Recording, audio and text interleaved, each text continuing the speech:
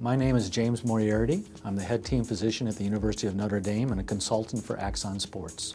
There is no 100% accurate way of diagnosing a concussion. CT and MRI, traditionally they have not proven to be very helpful in the diagnosis of concussion. By definition, a concussion can have no abnormality on CT scan or MRI. If it does, then it's considered to be something more serious than a concussion. We started doing neuropsychological testing 10 years ago at Notre Dame. We used Cogstate at that time, which is now the tool that Axon Sports uses. The more that we did the testing, the more it became apparent that there was very, very valuable information that could be gleaned from testing.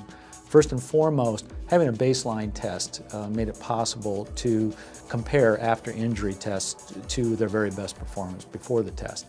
That was extremely important. The other thing that we found was that not everybody passes the baseline test the first time. About 20% of our athletes do not pass the test the first time because they're inattentive, they're not focused, they're tired. There's many reasons for not passing the test. For me, that was a revelation. It told me how important it was to have a best effort baseline test and a best effort post-concussion test. In other words, it has to be done in an environment that's quiet, where the athlete is focused, not fatigued. We want their very best effort because that's what we want to compare to in an after-injury test.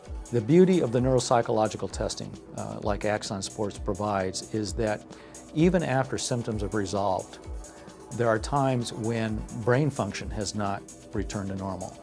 That's not always the case, but when it is the case, having evidence that you've actually returned to the way you were before is very powerful.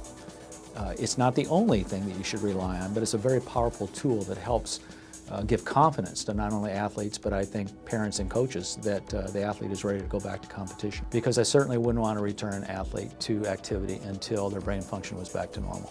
Sports are exciting, we love them, we love to watch them, we love to compete, but they do have risk. And the more that we can mitigate that risk, the happier I am.